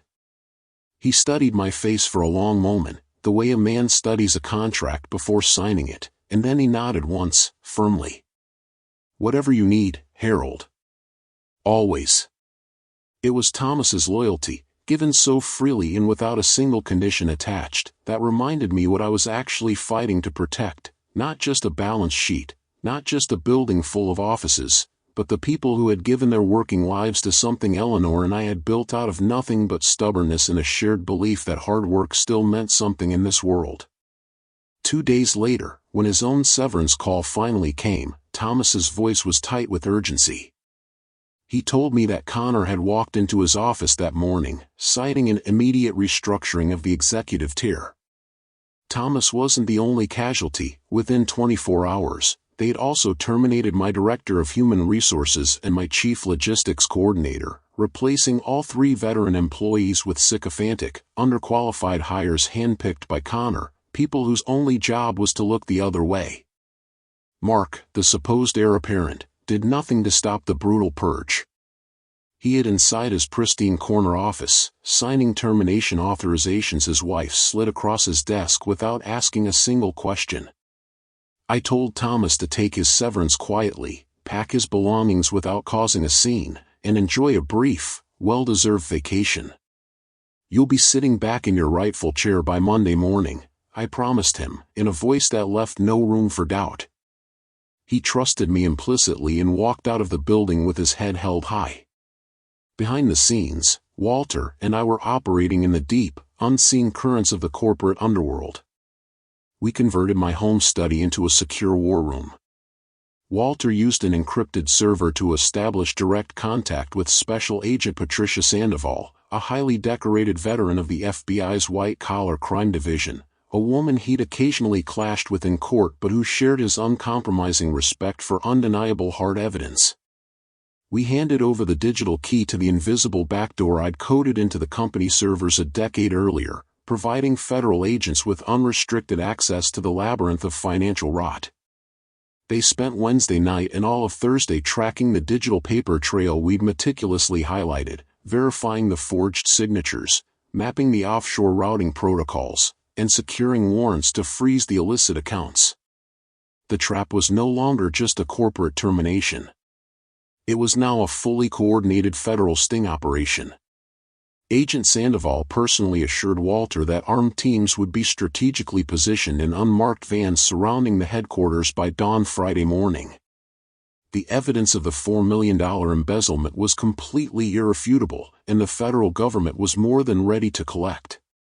On Thursday night, the night before everything would finally come to a head, Walter came by my house with the finalized legal paperwork, and we sat together in my study until well past midnight, reviewing every clause of the trust one final time, making certain nothing could be challenged or unwound by a clever attorney working for the other side. "You understand," Walter said at one point, setting down his reading glasses and looking at me directly, "that once this happens, there's no quiet version of it. The board will know. The employees will know. Eventually, given how public the embezzlement charges will become, most of the industry will know. Your son's name, your daughter-in-law's name, it's all going to be part of the public record. There's no version of tomorrow where this stays contained to a private family matter." I sat with that for a long moment, looking at the photograph of Eleanor on my desk, her smile frozen in a moment of happiness from a vacation we'd taken to the coast a decade earlier. Eleanor used to say a man's character isn't what he does when people are watching. It's what he does when he thinks no one will ever find out. I looked back at Walter. Vanessa and Mark both made their choices believing no one would ever find out. Tomorrow, everyone finds out. I think Eleanor would say that's exactly the consequence they earned, public or not. Walter nodded slowly, gathering the documents into his briefcase. "For what it's worth, Harold, I've represented a lot of men through a lot of ugly family disputes in my career. I've rarely seen one handled with this much discipline. Most men in your position would have torn the house down with their bare hands the moment they found out about the blood type. You waited. You built a case instead of seeking revenge. That's not nothing." "It wasn't discipline," I said quietly, walking him to the door. "It was Eleanor. Even gone, she still wouldn't let me make a fool of myself in front of people who didn't deserve to see me lose control.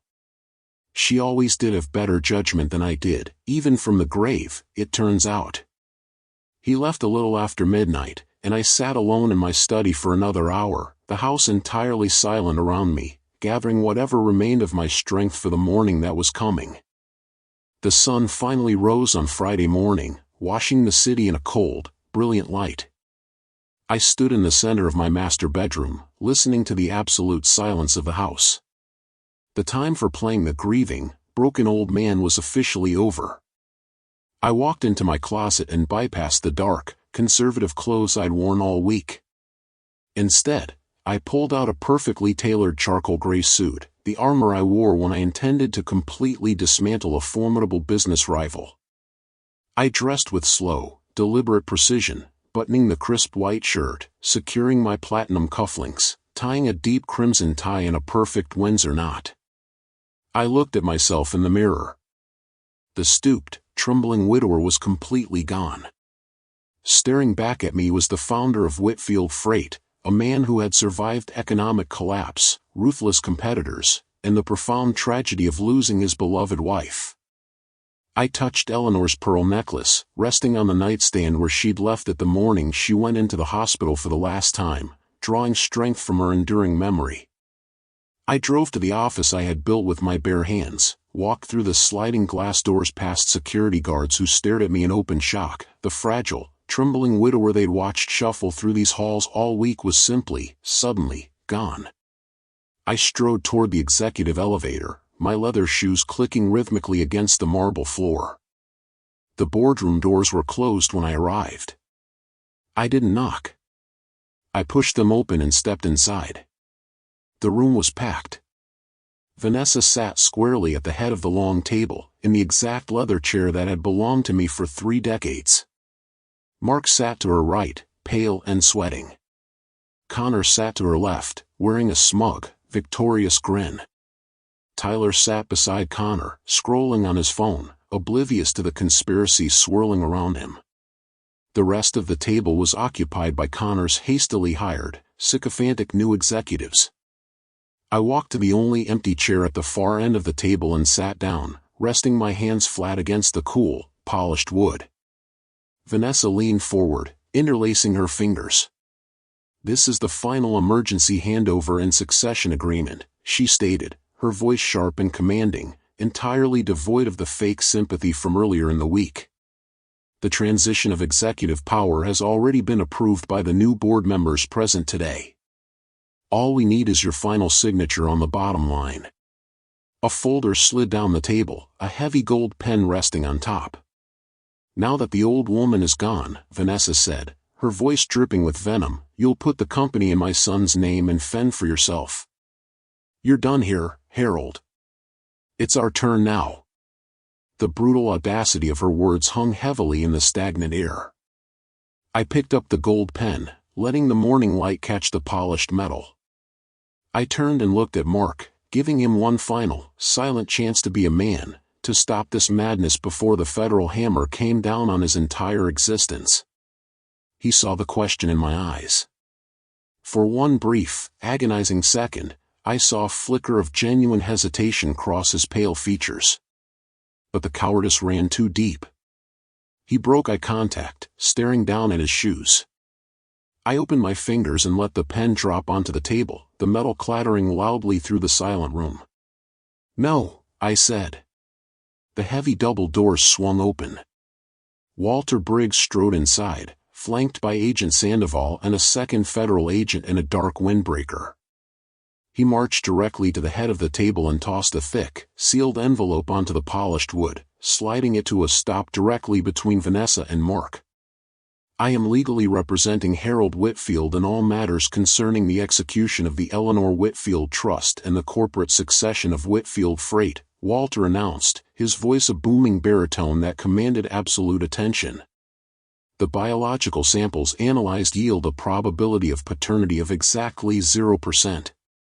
The subject currently known as Tyler is definitively and permanently excluded as the biological offspring of Mark Whitfield." A horrified gasp echoed from across the table. Tyler dropped his phone, the color draining entirely from his young face. He turned to his mother with wide, terrified eyes, silently begging her to refute the claim. Vanessa's confident smirk shattered into a mask of pure panic. Connor tried to push back from the table, attempting to flee, but one of the federal agents stepped forward with terrifying speed, a heavy hand forcing him back into his seat. Under the strict, legally binding stipulations of the Eleanor Whitfield Trust, Walter continued, the transfer of corporate assets and executive power is exclusively bound to verified biological heirs of the Whitfield bloodline. Because you have actively engaged in a systemic biological fraud, this succession agreement is completely null and void, effective immediately. You have no legal standing in this company, no executive authority, and no claim to a single dollar of the Whitfield family fortune.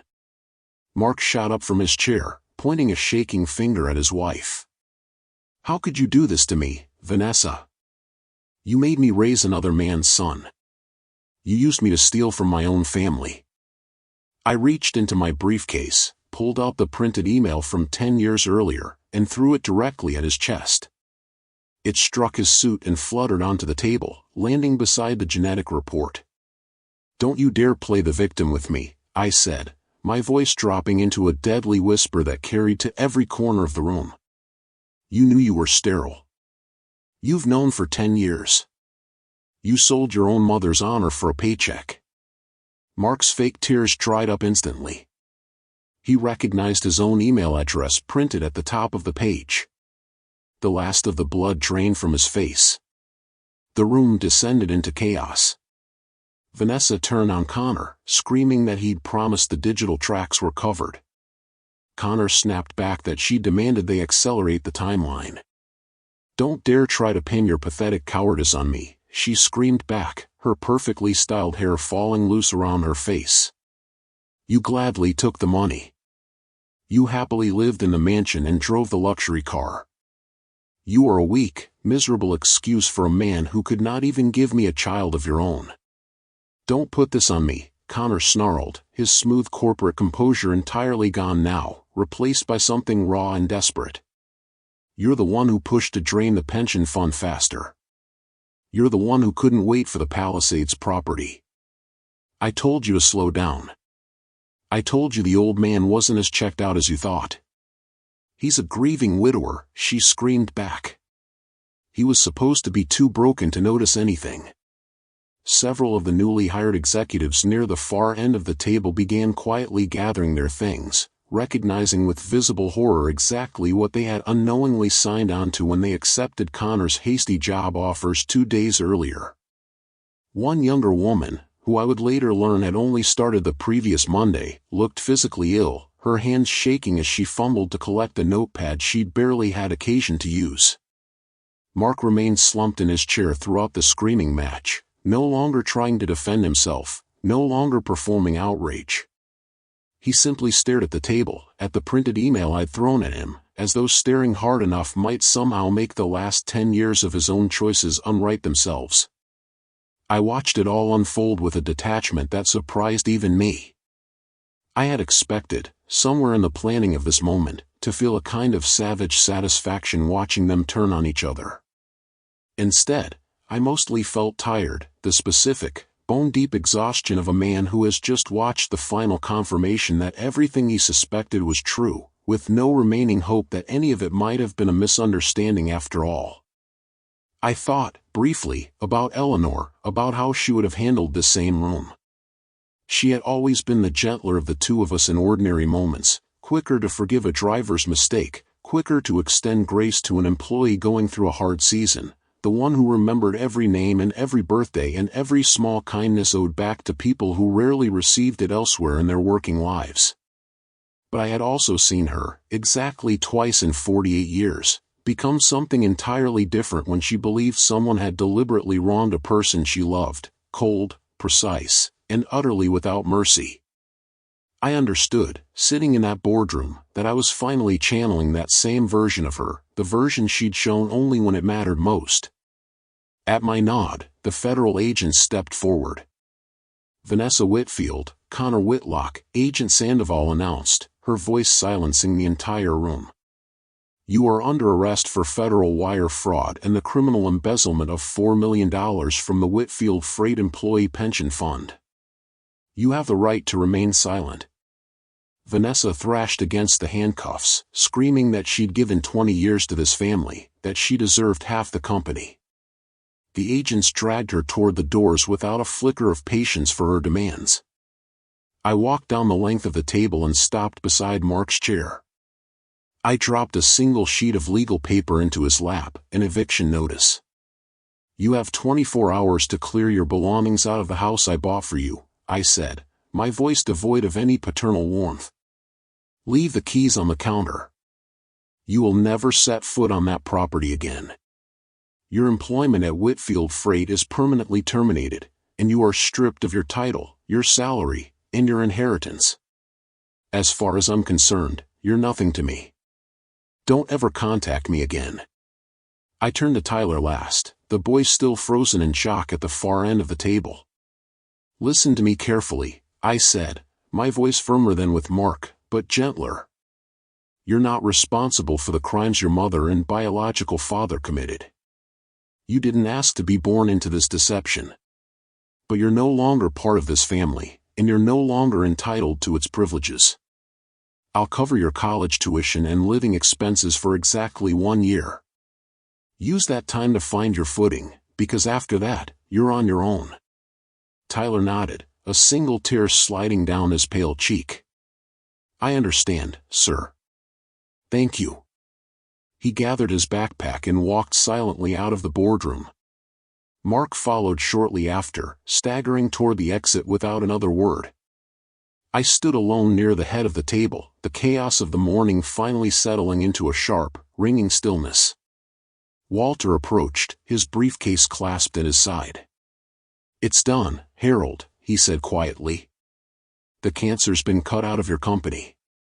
Yes, I replied, my voice steady as I prepared to face whatever came next. But the empire still needs to be rebuilt.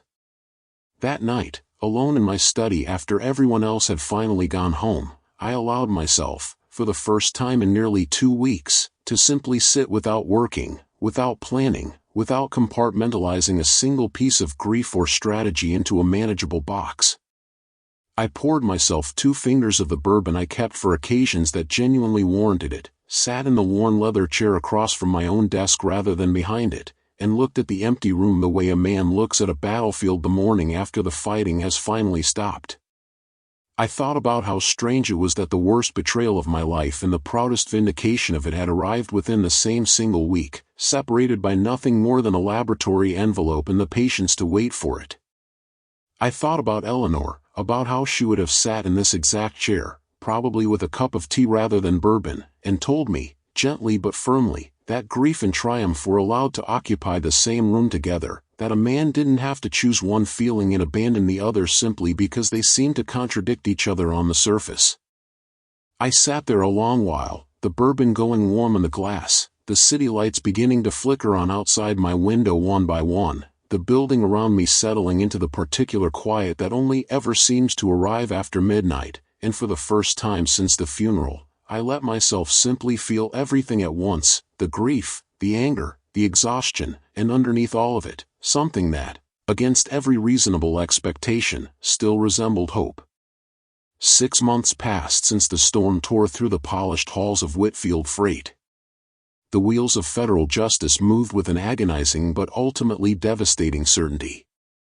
I sat in the heavy oak pews of the federal courthouse, watching the final chapter of Vanessa and Connor's arrogance come to a permanent end. The judge, a stern man with zero tolerance for corporate predators, sentenced them both to 12 years in federal prison for wire fraud and grand embezzlement. Vanessa didn't scream this time. She stood frozen, her designer wardrobe replaced by the stark reality of a prison uniform, the luxurious life she'd spent 2 decades manipulating to secure evaporated into thin air. Connor stood beside her, a hollow shell of the slick financial officer he used to be. Mark faced a different, equally crushing kind of reckoning. Cut off from the family wealth and stripped of the lifestyle he'd grown accustomed to, he crashed brutally into reality. I hired Daniel to check on him exactly once, simply to confirm the eviction had gone through. The report was fitting for a man who'd sold his mother's honor for a comfortable paycheck. Mark was living in a cramped apartment on the less desirable side of town, working a minimum-wage retail job, finally learning the value of an honest dollar, a lesson Eleanor and I had tried to teach him decades earlier. I felt no pity. He was simply reaping the harvest of seeds he'd willingly sown. While the architects of my attempted destruction faced their new realities, I focused everything I had on repairing the damage they'd inflicted. My first executive action was rehiring Thomas Sterling and the other loyal employees who'd been unceremoniously fired, offering them their positions back along with sincere apologies and substantial bonuses for the chaos they'd endured. They returned without hesitation. Together, alongside Agent Sandoval and the federal investigative team, we traced every stolen penny through the offshore routing protocols. Walter's brilliant legal maneuvering ensured the frozen accounts were swiftly repatriated. The full $4 million was recovered and personally transferred back into the employee pension fund, guaranteeing every hard-working driver and warehouse manager their rightful retirement security. Thomas Sterling's return to the company was quieter than I expected. He didn't ask for a grand gesture or a public apology, though I offered both. He simply showed up on the Monday I'd promised, his old badge reactivated, his old office exactly as he'd left it, and went straight to work as though the previous 2 weeks had been nothing more than an unusually long, unusually strange vacation.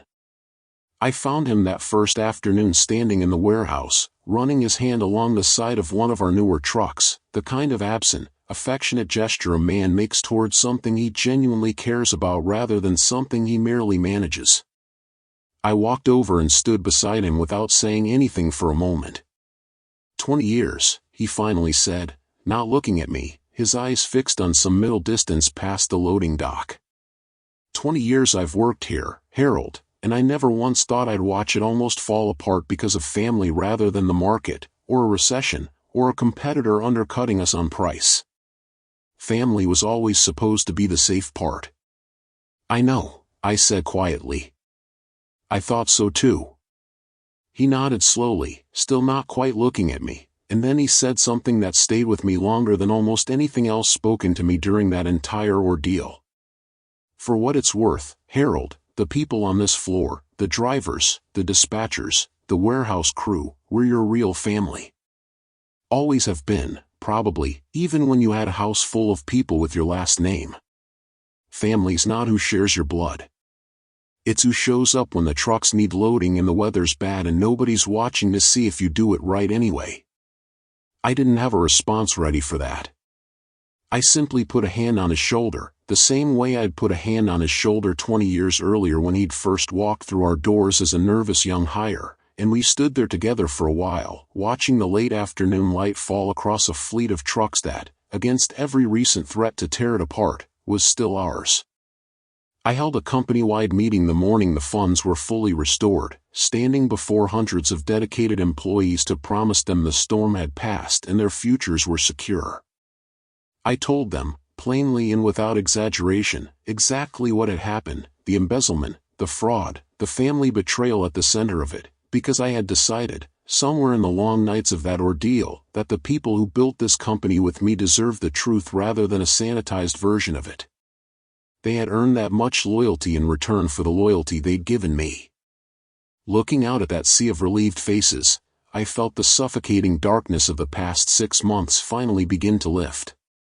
There was a driver in the third row that morning, a woman named Carla Ibarra, who had hauled freight for us for 19 years, raising 2 kids mostly alone after her husband passed. After the meeting, she found me near the coffee station and, without much ceremony, told me that the pension fund was the only retirement she had, that she'd done the math the week the rumors started and realized she might lose almost everything she'd spent 2 decades setting aside. She told me, too, about the night she'd nearly called another carrier about a job, terrified that Whitfield freight wouldn't survive long enough to honor her pension at all, and how she'd talked herself out of it at the last minute, deciding she owed the company at least the benefit of the doubt after 19 loyal years. She didn't cry, and she didn't make a speech. She just shook my hand, longer and harder than a simple handshake usually goes, and said, "Thank you for fighting for us, Harold," and walked back to her truck to start her route. I thought about that handshake more than almost anything else that happened in the weeks that followed. It reminded me why Eleanor and I had built this business with rules neither of us were ever willing to break, even when breaking them might have made us richer faster, because somewhere down every supply chain, every spreadsheet, every contract, there was a person like Carla, counting on us to do right by them. Over the following months, Whitfield Freight didn't just recover, it grew.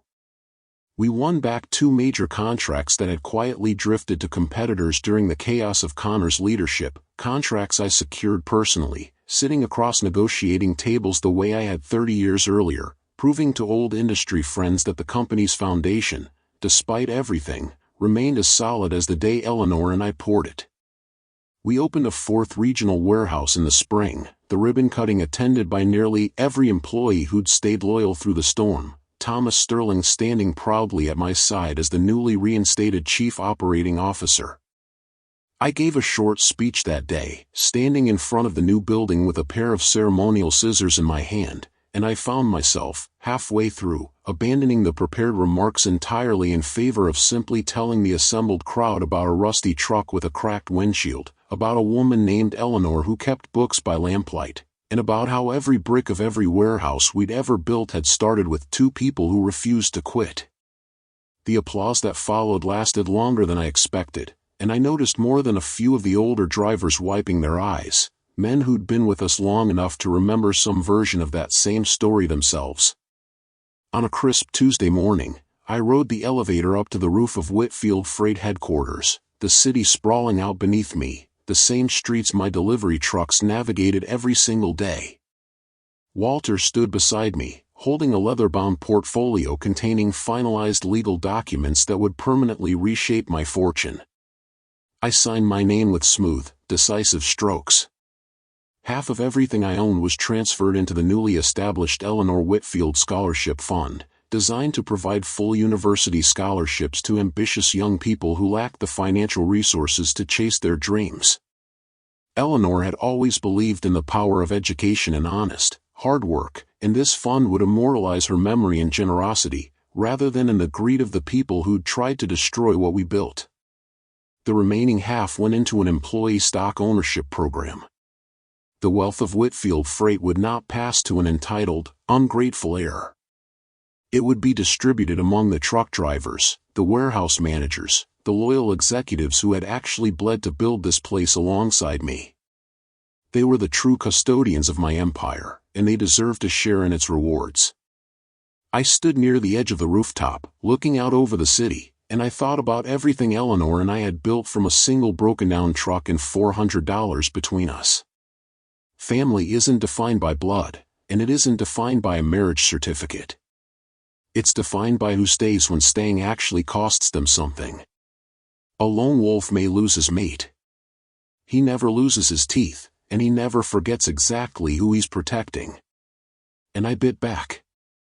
A year to the day after I signed those papers on the rooftop, I drove out to the cemetery alone, the way I tried to do every few weeks when the schedule allowed it, the route so familiar by then that I barely had to think about the turns.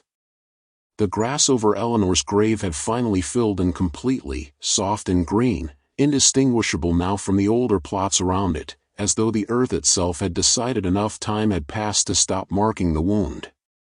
I brought her favorite flowers, the same ones I brought every visit, not roses, which she always said were trying too hard, but simple white daisies, the kind she used to pick from the side of the road during long drives in our early years, back when we couldn't afford to buy flowers at all, and she'd laugh and tell me wildflowers were better anyway, because nobody had to pay for them to be beautiful.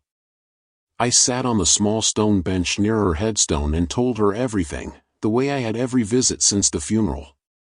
I told her about the scholarship fund, about the 11 students who'd already received their first acceptance letters using money carrying her name. I told her about the employee ownership program, about Carla Ibarra's handshake, about Thomas Sterling's promotion, about the 4th warehouse and the contracts we'd won back. I told her, too, about Mark, not with anger this time, but with a kind of quiet sorrow that had finally settled into something more bearable than rage. I'd heard, through Daniel, that he'd been promoted to assistant manager at the home improvement store where he worked, the first piece of news about him in months that hadn't made my chest tighten with old resentment. I didn't reach out. I wasn't ready, and I wasn't sure I ever would be. But I found, sitting on that bench, that I could at least hope, quietly and from a great distance, that he might eventually become a man worth forgiving. I told her about Tyler too. He'd written me a letter 3 months into his first semester of college, a hesitant, careful letter that took up 2 full pages, thanking me for the tuition, telling me about a business class he was enjoying more than he expected to, asking nothing else of me beyond permission to write again sometime. I had written back. It wasn't a relationship I knew how to name yet, not grandfather, not exactly, since the word no longer quite fit, but not nothing either. We were figuring it out slowly, the way 2 people do when the old map no longer applies and a new one hasn't been drawn yet. I didn't tell her about Vanessa or Connor. There wasn't much left to say. They were exactly where the law and their own choices had put them, and I found I no longer needed to think about them at all in order to feel whole. The wind picked up slightly as the afternoon light started to lean toward evening, and I sat there a while longer, the way I always did, not quite ready to leave. I thought about the woman who had insisted on a bloodline clause 15 years before either of us had any idea how badly we'd need it.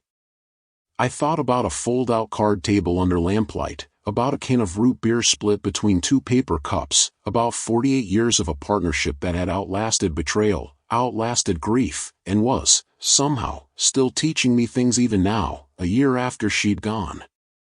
"We did all right, Eleanor," I said quietly to the stone.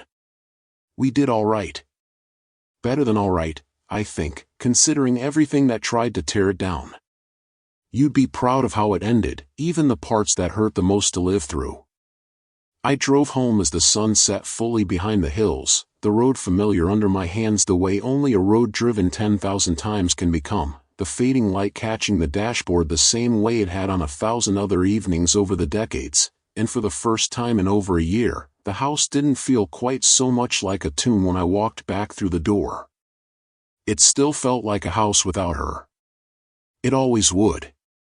But it had, slowly and without my quite noticing the exact moment it happened, become a house I could live in again. I made myself dinner that night, something simple, and ate it at the kitchen table where Eleanor and I had shared thousands of ordinary meals over 48 years, conversations about nothing in particular that I would give almost anything now to have back, even just one more of them, even just an argument about whose turn it was to do the dishes. I washed my single plate afterward at the same sink where this entire story had begun, the water running warm over my hands, the house quiet around me in a way that no longer felt entirely like loss. Somewhere out on the road that night, trucks bearing the Whitfield name were still moving freight through the dark, drivers I knew by name carrying loads towards cities they'd see 100 more times before they retired, headlights cutting steady paths through the night the same way they had for 40 years, the company Eleanor and I had built still breathing, still alive, still ours in every way that mattered. They had tried to take it. They had nearly succeeded, closer than I liked to admit even to myself in the privacy of my own thoughts. But it was still standing, and so, against every reasonable expectation of a 73-year-old widower who had buried his wife and disowned his only son in the same difficult year, was I.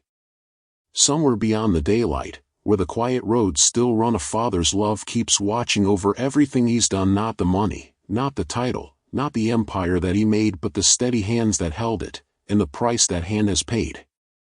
For a lone wolf loses nothing when his heart still knows the way back to every promise that he kept until his final day, and the teeth that built a kingdom from a truck with cracking glass are the same teeth standing guard, long after the storm has passed.